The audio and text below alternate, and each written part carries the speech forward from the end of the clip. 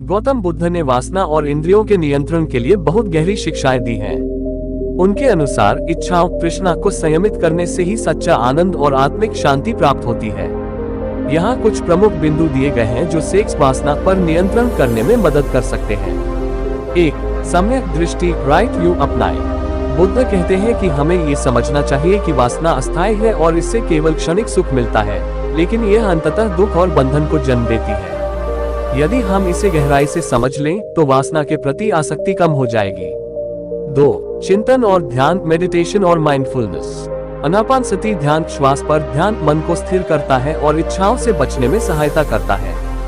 विपश्यना ध्यान से हम अपने मन के भीतर उठने वाली वासनाओं को देख सकते हैं और बिना प्रतिक्रिया दिए उन्हें समाप्त कर सकते हैं। अशुभ भावना ध्यान मृत्यु अस्थि शरीर की नश्वरता पर ध्यान करने से शरीर की आकर्षण शक्ति कम होती है। 3. इंद्रिय निग्रह सेंस कंट्रोल। बुद्ध ने कहा कि आंखों कानों नाक जीभ त्वचा और मन को अनुशासन में रखना चाहिए। उत्तेजक वस्तुओं चित्रों विचारों और वातावरण से दूर रहना चाहिए। 4. संगति और जीवन शैली में परिवर्तन। उत्तेजक और वासनापूर्ण साहित्य फिल्में और विचारों से बचें।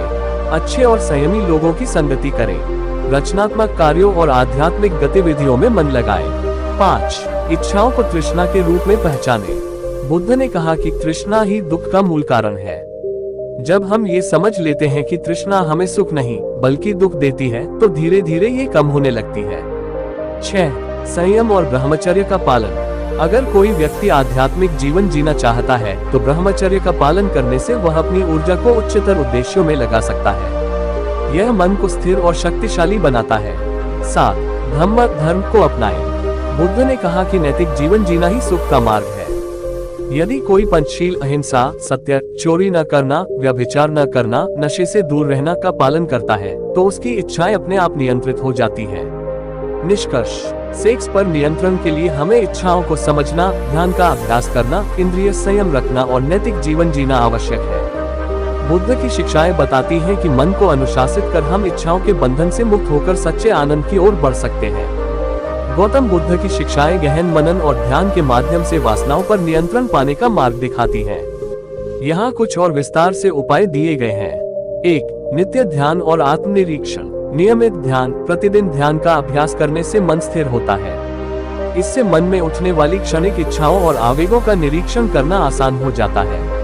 आत्मनिरीक्षण अपने मन के प्रत्येक विचार का विश्लेषण करें। जब आप समझते हैं कि एक विचार क्षणिक है तो उससे जुड़ने की बजाय उसे गुजरने दें।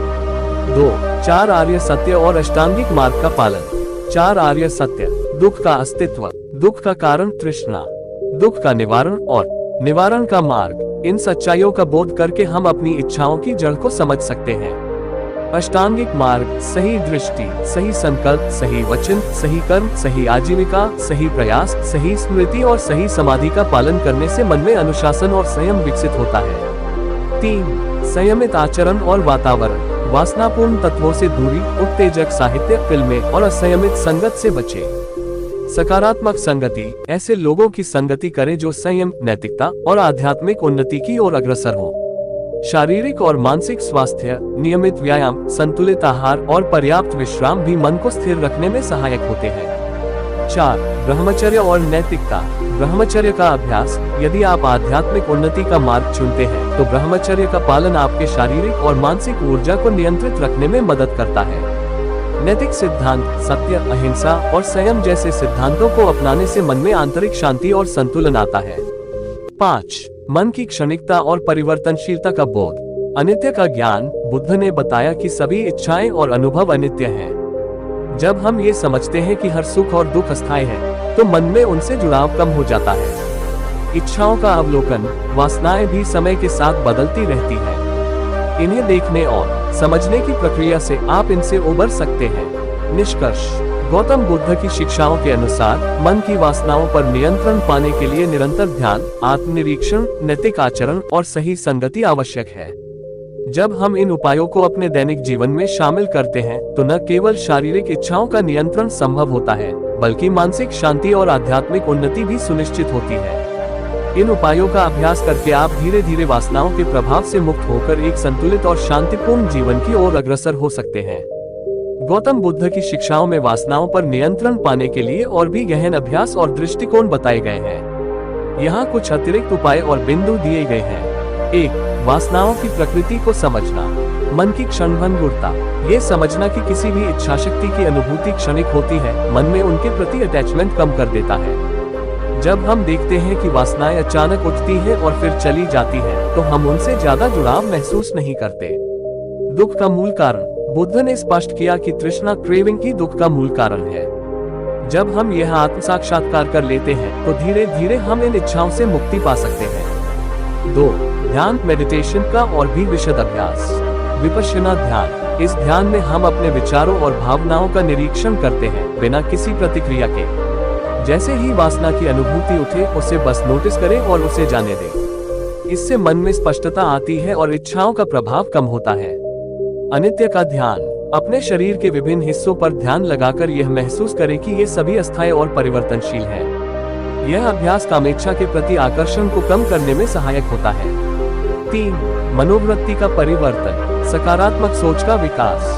नकारात्मक और वासनापूर्ण विचारों के बजाय ज्ञान, करुणा और सहानुभूति जैसे गुणों को बढ़ावा दें। यह मानसिक ऊर्जा को उच्चतर उद्देश्य की ओर मोड़ता है। आत्म अवलोकन। नियमित रूप से अपने मन की स्थिति का अवलोकन करें कि कब और कैसे वासनाएं उत्पन्न होती हैं। इससे आप उन्हें पहचान कर नियंत्रित कर सकते हैं। 4. शारीरिक और मानसिक अनुशासन। आहार और व्यायाम। संतुलित आहार और नियमित व्यायाम न केवल शरीर को स्वस्थ रखते हैं, बल्कि मानसिक स्थिरता भी प्रदान करते हैं। उत्तेजक सामग्री से दूरी। ऐसे साहित्य, संगीत या फिल्मों से दूरी बनाएं जो वासना को बढ़ावा देते हैं। इसके बजाय आध्यात्मिक और नैतिक मूल्यों से प्रेरित सामग्री का चयन करें। 5.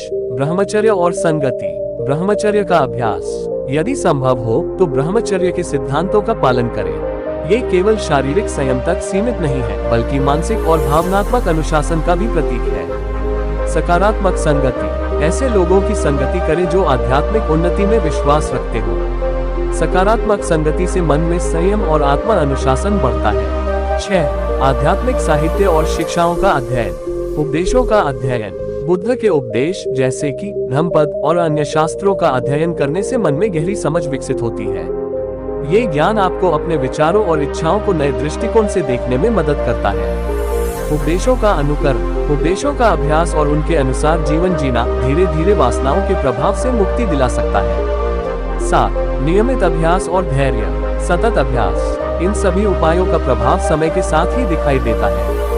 रोजाना थोड़ा थोड़ा अभ्यास, आत्मनिरीक्षण और धैर्य से मन में स्थिरता आती है। आत्म करुणा। जब कभी मन में वासना का उदय हो, तो स्वयं के प्रति करुणा और समझदारी रखें। स्वयं को दोषी महसूस करने की बजाय ये समझे कि यह एक प्राकृतिक प्रक्रिया है और इसके ऊपर नियंत्रण पाने के लिए निरंतर प्रयास आवश्यक है। इन सभी उपायों का समग्र रूप से अभ्यास करने से न केवल वासना पर नियंत्रण पाया जा सकता है, बल्कि मानसिक शांति और आध्यात्मिक उन्नति भी सुनिश्चित होती है। गौतम बुद्ध की शिक्षाएं हमें ये सिखाती हैं कि स्वयं के भीतर जाकर हम उन इच्छाओं के मूल कारण को पहचान सकते हैं और उन्हें त्याग कर एक संतुलित जीवन की ओर अग्रसर हो सकते हैं। गौतम बुद्ध की शिक्षाओं में वासनाओं पर नियंत्रण पाने के लिए और भी गहन अभ्यास तथा आंतरिक समझ विकसित करने के उपाय बताए गए हैं। यहाँ कुछ अतिरिक्त बिंदु हैं जो आपको और भी गहराई से समझने में मदद कर सकते हैं। 1. अशुभ अभ्यास। अशुभ भावना। शरीर की अस्थिरता पर ध्यान। शरीर की अनित्य प्रकृति और अशुद्धता पर चिंतन करना, जिसे अशुभ ध्यान कहा जाता है, वासनाओं के प्रति आसक्ति कम करने में मदद करता है। यह अभ्यास हमें याद दिलाता है कि भौतिक आकृति स्थायी नहीं है और इसे अत्यधिक महत्व नहीं देना चाहिए। 2. स्व अनुशासन एवं सतत अभ्यास। दिनचर्या में नियमितता। नित्य ध्यान, योग और अन्य शारीरिक एवं मानसिक अभ्यास को अपनी दिनचर्या का हिस्सा बनाएं। नियमित अभ्यास से मन में अनुशासन विकसित होता है और इच्छाओं पर बेहतर नियंत्रण प्राप्त होता है। आत्म अवलोकन। दिन के अंत में अपने मन और विचारों का निरीक्षण करें। ये समझने का प्रयास करें कि किस समय और किन परिस्थितियों में वासनाएं उत्पन्न होती हैं, ताकि आप उन्हें पहचान कर आगे के लिए रणनीति बना सकें। 3. सकारात्मक मानसिकता और भावनात्मक संतुलन। सहानुभूति एवं करुणा।